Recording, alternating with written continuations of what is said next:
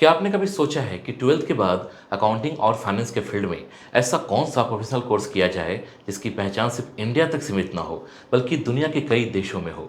अगर आप कॉमर्स के स्टूडेंट हैं और भविष्य में financial analyst, auditor, finance manager या अकाउंटेंट जैसा करियर ऑप्शंस में जाना चाहते हैं तो ACCA आपके लिए एक अच्छा ऑप्शन हो सकता है। लेकिन सवाल ये है कि 12th के बाद ACCA कैसे करें, इसकी एलिजिबिलिटी क्या है, कितने एग्जाम देने होंगे, कोर्स कितने साल का है और ACCA करने के बाद जॉब और सैलरी की क्या संभावना हो सकती है। आज के इस वीडियो में हम इन सभी सवालों को आसान और आम बोलचाल की भाषा में समझेंगे। हेलो फ्रेंड्स, मैं हूं सुदर्शन प्रकाश और आप देख रहे हैं यूट्यूब चैनल गुरु चकाचक। दोस्तों, अगर आपने 12th कंप्लीट कर लिया है या अभी 11th या 12th में पढ़ रहे हैं और अकाउंटिंग तथा फाइनेंस में अपना करियर बनाना चाहते हैं तो यह वीडियो आपके लिए काफ़ी काम की होने वाली है। आज हम स्टेप बाय स्टेप समझेंगे कि 12th के बाद ACCA की शुरुआत कैसे की जाती है और इस करियर में आगे बढ़ने के लिए आपको किन बातों की जानकारी होनी चाहिए। सबसे पहले समझते हैं कि ACCA आखिर है क्या। दोस्तों, ACCA का पूरा नाम association of chartered certified accountants है। यह अकाउंटिंग और फाइनेंस के फील्ड की एक इंटरनेशनल प्रोफेशनल क्वालिफिकेशन है जिसकी पहचान दुनिया के 180 से ज़्यादा देशों में है। इसका मतलब यह नहीं कि ACCA करते ही आपको विदेश में जॉब की गारंटी मिल जाएगी, लेकिन इस क्वालिफिकेशन की इंटरनेशनल रिकॉग्निशन होने की वजह से इंडिया के साथ साथ कई दूसरे देशों में भी करियर अपॉर्चुनिटीज एक्सप्लोर की जा सकती है। दोस्तों, ACCA खासतौर पर उन स्टूडेंट्स के लिए अच्छा ऑप्शन हो सकता है जो accounting, audit, taxation, financial management और बिजनेस जैसे क्षेत्रों में करियर बनाना चाहते हैं। अब सबसे बड़ा सवाल आता है कि 12th के बाद ACCA कौन कर सकता है। दोस्तों, आमतौर पर 12th के बाद ACCA में डायरेक्ट एंट्री के लिए स्टूडेंट को तय एकेडमिक एलिजिबिलिटी पूरी करनी होती है। खास तौर पर इंग्लिश और मैथमेटिक्स या अकाउंट्स जैसे सब्जेक्ट में जरूरी मार्क्स की शर्त हो सकती है।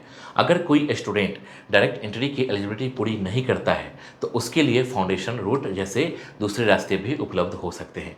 इसलिए एडमिशन लेने से पहले अपनी 12th की मार्क्स और सब्जेक्ट के आधार पर ऑफिशियल एलिजिबिलिटी जरूर चेक करनी चाहिए। दोस्तों, अगर आपने 12th कॉमर्स से किया है और आपको अकाउंट्स, बिजनेस स्टडीज, इकोनॉमिक्स और फाइनेंस जैसे सब्जेक्ट में इंटरेस्ट है तो ACCA को समझना आपके लिए थोड़ा आसान हो सकता है।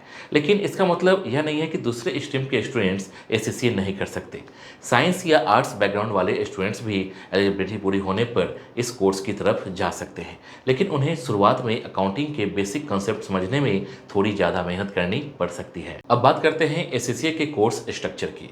दोस्तों, ACCA क्वालिफिकेशन को मुख्य रूप से 3 लेवल्स में बांटा जाता है। पहला है नॉलेज लेवल, दूसरा है स्किल लेवल और तीसरा है प्रोफेशनल लेवल। नॉलेज लेवल में business and technology, management accounting और फाइनेंशियल अकाउंटिंग जैसे सब्जेक्ट्स होते हैं। यहाँ आपको अकाउंटिंग और बिजनेस की बेसिक अंडरस्टैंडिंग दी जाती है। दोस्तों, अगर आप ACCA की तैयारी करना चाहते हैं और इसके लिए सही गाइडेंस और ट्रेनिंग की तलाश कर रहे हैं तो आप जेल एजुकेशन को भी एक्सप्लोर कर सकते हैं। जेल एजुकेशन ACCA बॉडी का प्लैटिनम पार्टनर है और यहाँ ACCA मेंबर्स ट्रेनर्स के रूप में स्टूडेंट को पढ़ाते हैं। जेल के मुताबिक यहाँ ACCA स्टूडेंट्स का पासिंग रेट 85% है, जबकि ACCA का ग्लोबल पास रेट करीब 40% बताया गया है। इसके अलावा स्टूडेंट्स को ACCA बॉडी के साथ फ्री रजिस्ट्रेशन की सुविधा मिलती है, जिससे करीब 89 पाउंड की बचत हो सकती है। यहाँ स्टूडेंट को स्टडी मटेरियल्स, टेस्ट और फ्लैश कार्ड के साथ एक लर्निंग प्लेटफॉर्म भी मिलता है ताकि वे अपनी तैयारी को बेहतर तरीके से मैनेज कर सकें। दोस्तों, जेल से अब तक 100 से ज़्यादा ACCA ग्लोबल और इंडियन रैंक होल्डर्स निकल चुके हैं। वहीं कोर्स की तैयारी के साथ करियर सपोर्ट भी फोकस किया जाता है। स्टूडेंट्स को 100% प्लेसमेंट असिस्टेंट के साथ रिज्यूम और LinkedIn profile building, soft skill training और मॉक इंटरव्यू की सुविधा दी जाती है। इसके अलावा टॉप फर्म्स के साथ प्लेसमेंट ड्राइव्स भी आयोजित की जाती है। यानी अगर आप ACCA की तैयारी के साथ सही ट्रेनिंग और करियर सपोर्ट चाहते हैं तो जेल एजुकेशन के बारे में ज़्यादा जानकारी ले सकते हैं। लिंक डिस्क्रिप्शन में है। इसके बाद आता है स्किल लेवल। इस लेवल में corporate and business law, performance management, taxation, financial reporting, audit and assurance और फाइनेंशियल मैनेजमेंट जैसे सब्जेक्ट्स पढ़ने होते हैं। यहाँ से कोर्स ज़्यादा प्रोफेशनल और प्रैक्टिकल होता जाता है। आपको समझाया जाता है कि कंपनीज की फाइनेंशियल परफॉर्मेंस कैसे एनालाइज की जाती है, ऑडिट कैसे काम करता है, टैक्सेशन का क्या रोल है और बिजनेस के फाइनेंशियल डिसीजन किस तरह लिए जाते हैं। तीसरा है प्रोफेशनल लेवल। इसमें स्ट्रेटजिक बिजनेस रिपोर्टिंग और स्ट्रेटजिक बिजनेस लीडर जैसे एसेंशियल पेपर होते हैं। इसके अलावा advance audit and assurance, advance performance management, advance taxation और एडवांस फाइनेंशियल मैनेजमेंट जैसे ऑप्शंस में से 2 पेपर चूज करने होते हैं। यह लेवल आपको सीनियर फाइनेंस और स्ट्रेटेजिक रोल के लिए तैयार करने पर फोकस करता है। अब सवाल आता है कि 12th के बाद एससीसी करने में कितना समय लगता है। दोस्तों, आमतौर पर इसकी ड्यूरेशन लगभग 1.5 से 3 साल की हो सकती है, लेकिन हर स्टूडेंट के लिए यह समय एक जैसा नहीं होता। आप कितने एग्जाम एक साथ दे सकते हैं, कितने अटेम्प्ट्स में क्लियर करते हैं और आपकी स्टडी स्पीड कैसी है, इन सब बातों से ड्यूरेशन बदल सकती है। दोस्तों, 12th के तुरंत बाद शुरू करने वाले स्टूडेंट को आमतौर पर पूरा कोर्स स्ट्रक्चर फॉलो करना पड़ सकता है, जबकि ग्रेजुएशन या किसी दूसरी प्रोफेशनल क्वालिफिकेशन के बाद आने वाले कैंडिडेट्स को कुछ पेपर्स में एग्जाम्पशन मिल सकता है। एग्जाम्पल के तौर पर समझें तो बीकॉम या बीबीए बैकग्राउंड वाले कैंडिडेट्स को अधिकतम 5 पेपर्स, आईपीसीसी क्लियर्ड कैंडिडेट्स को अधिकतम 6 पेपर्स और क्वालिफाइड सीए को अधिकतम 9 पेपर्स तक की एग्जाम्पशन मिल सकती है। एक्चुअल एग्जाम्पशन आपकी क्वालिफिकेशन और दूसरे क्राइटेरिया पर डिपेंड करती है, लेकिन अगर आप 12th के तुरंत बाद एससीसी शुरू करते हैं तो इसका एक फ़ायदा यह है कि आप कम उम्र से ही प्रोफेशनल क्वालिफिकेशन की तैयारी शुरू कर देते हैं। अब फीस की बात करते हैं। दोस्तों, एसएससी की टोटल कॉस्ट एक फिक्स्ड अमाउंट नहीं होती, क्योंकि इसमें रजिस्ट्रेशन फ़ी, annual subscription, exam fees, study materials और कोचिंग फ़ी जैसी अलग अलग चीज़ें शामिल हो सकती हैं।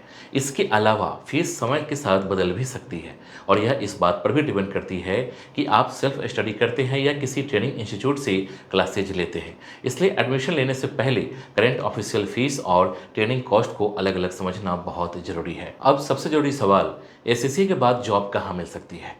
दोस्तों, एसएससी क्वालिफिकेशन के बाद financial analyst, finance manager, financial controller, management accountant, senior accountant और टैक्स कंसल्टेंट जैसे जॉब रोल्स में अपॉर्चुनिटीज मिल सकती है। इसके अलावा accounting firms, consulting companies, banks और मल्टीनेशनल कंपनीज में भी करियर ऑप्शंस एक्सप्लोर किए जा सकते हैं। लेकिन केवल क्वालिफिकेशन के नाम पर जॉब मिलना तय नहीं होता। आपकी skill, communication, internship, practical experience और इंटरव्यू परफॉर्मेंस भी काफ़ी मायने रखते हैं। दोस्तों, सैलरी की बात करें तो यह आपकी job role, experience, skills, company और लोकेशन पर डिपेंड करती है। किसी भी कोर्स को केवल इस सोच के साथ नहीं करना चाहिए कि इसे पूरा करते ही एक तय पैकेज मिल जाएगा। इसलिए अगर आप एसएससी करना चाहते हैं तो क्वालिफिकेशन के साथ Excel, financial modelling, power BI, communication और प्रेजेंटेशन जैसे प्रैक्टिकल स्किल पर भी काम कीजिए। ये स्किल आपके प्रोफेशनल प्रोफाइल को मजबूत करने में हेल्प कर सकती है। दोस्तों, उम्मीद है कि अब आपको समझ में आ गया होगा कि 12th के बाद एसएससी कैसे किया जा सकता है। अगर यह वीडियो आपको पसंद आया हो तो इसे लाइक और शेयर जरूर कीजिए। करियर, कोर्स, कॉलेज और जॉब से जुड़ी ऐसे ही आसान और काम की जानकारी के लिए चैनल को सब्सक्राइब जरूर कीजिए और बेल आइकन दबा दीजिए। मिलते हैं नेक्स्ट वीडियो में। जय हिंद।